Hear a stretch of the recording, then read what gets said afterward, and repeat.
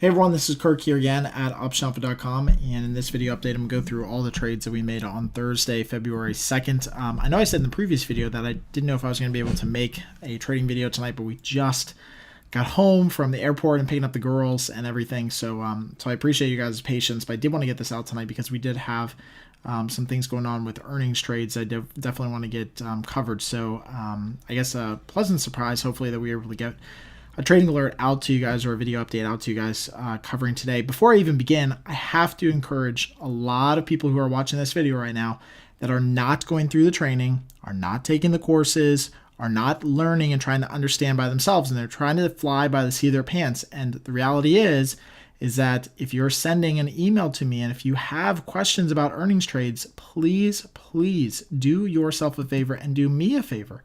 And please head on over to the guides page right inside the platform, download our earnings trading guide, read through the whole thing. It literally outlines everything that we do step by step. And also we have a course under the education tab that's an earnings trading course. So you can just go over to the education section and those different courses, and there's a whole course down here on earnings trades. Plus we have videos on us getting into and out of earnings trades.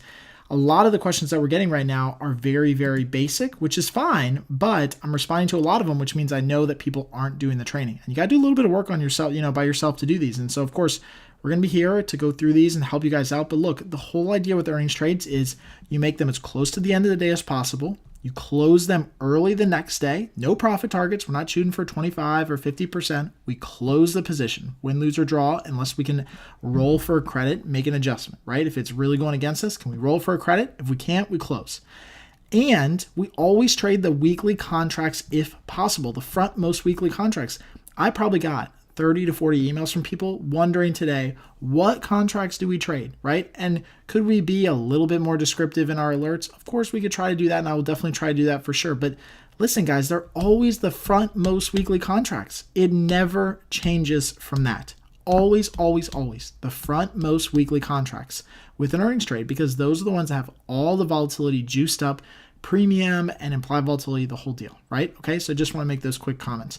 As far as closing trades go, we were able to get out of our Facebook trade early in the morning, like literally right after the market opened. Facebook opened pretty much right at where it closed the previous day, which was great. Around 133, that's kind of where it opened at, and then it's traded all over the range. But the end result here is that we were able to get about $350 profit here on this Facebook position. We closed out the whole thing. I know a lot of people ask questions like, why do we close out the whole thing? We just, decided there was a little bit of premium left in those. It was just worth it and easier to close out the whole thing. We tried that first and it filled right away. Had we tried to close out the whole iron butterfly and it didn't fill, it kind of sat there, then we might have gone after the straddle, closed the inside legs, let the outside legs expire. But literally our order got filled, in seconds without, after placing the order. And so again, the whole idea here with Facebook obviously was that the stock opened pretty much right where, it should have opened, right? And so if you closed early in the day, you probably had a much bigger profit than if you waited. So this is, of course, the challenge with earnings trades. I get it. If you guys are, trading, at work or something like that, and you can't watch earnings trades, maybe skip some of these so that you have the ability to do them when you can watch, because you do need to watch these. They're not like the regular monthly trades that you can just place and, there's not as much importance on timing and execution. These have a little bit more importance on timing and execution, which means you should have the ability to watch these, quickly in the morning. And it takes 2 minutes. I mean, I was literally up like in bed at the hotel before we were leaving, logged on. I watched it for literally 5 minutes, placed the trades, and was done. I mean, like, it doesn't take that long, but you do have to get into a rhythm of doing it. The other trade that we got out of was our Holix trade, HOLX. We got into that one the other day, a 245 credit. This one was interesting because it actually opened right at basically where it traded the last time, but then it quickly moved lower. And so again, the whole idea here is that we still were able to close this thing very early after the market opened, about 4 minutes after the market opened, for a $40 profit. So quick little profit on Holix. Not too bad. We did a small position as always. Could have been better for sure. But the stock definitely had a really tough day and was down about 3.5%. And so you can see it opened, kind of in the range that we wanted to, and then quickly ran lower. But that implied volatility drop on this thing was much bigger than it has been recently. So I think that really saved us, is that huge crush that it had in implied volatility. The other trade that we got out today was one of our sets of TLT iron butterflies. We bought back just the inside legs, the 121 calls and 121 puts with TLT. This thing's been really good. Implied volatility is starting to really decay here. We bought this back just beyond our profit target here for an iron butterfly, which is taking 25% of max profit. So that's about 264, 265. So we took this one off for a $248 profit with this TLT position. And so we still have on a couple different sets of iron butterflies in TLT. And you can see this is what the position looks like now, because we still have a couple sets of iron butterflies here, but we're still pretty balanced. And then what we did is we kept these long wings from this position since they're practically worthless.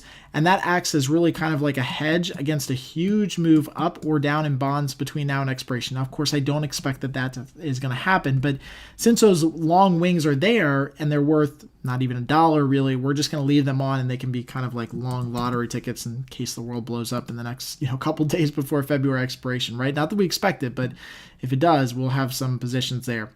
The last one here is the Amazon trade. So we did get into the Amazon position. I know there was some confusion on the alert, but it's always, again, the front most weekly contracts, whatever those are.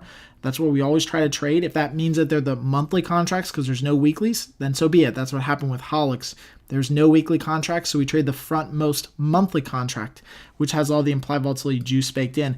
With Amazon, it was interesting. The expected move on Amazon was right around $35 or so. So it was about $35, kind of expected move. And so we ended up going out about $40, $45 on either end, which ended up being really good. Amazon, you always want to give a little bit of extra room.